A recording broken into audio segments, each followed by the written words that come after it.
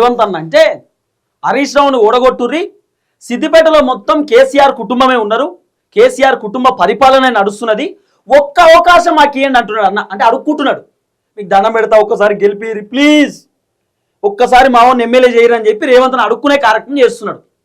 జనాలను ఓట్లు అడుక్కుంటున్నాడు. రేవంత్ ఏం చెప్పింది నిన్న, నేను రాజకీయాలు చేయను, అభివృద్ధి మాత్రమే చేస్తున్నా, రాజకీయాలప్పుడు రాజకీయాలు మాట్లాడుకుందామని చెప్పి ఇప్పుడు రాజకీయాల గురించి చెప్తున్నాడు.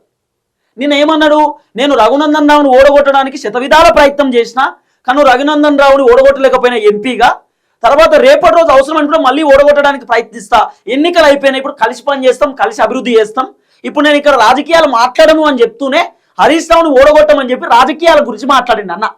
హరీష్ రావుని ఓడగొట్టేటటువంటి దమ్ము రేవంత్ రెడ్డికి ఉందా? హరీష్ రావుని ఓడగొట్టేటటువంటి దమ్ము కాంగ్రెస్ పార్టీకి సంబంధించిన లీడర్లకు ఉందా? హరీష్ రావు భారీ మెజారిటీతో గెలుస్తాడు సిద్దిపేటలో. హరీష్ రావు సిద్దిపేటను ఒక మోడల్ లెక్క తీర్చిదిద్దిండు. సిద్దిపేట మోడల్ మీకు తెలుసు కదా, మనోడు ఆ చెరువుకానే ఉంటాడు, ఆ చెరువుకానే వీడియోలు చేస్తూ ఉంటాడు.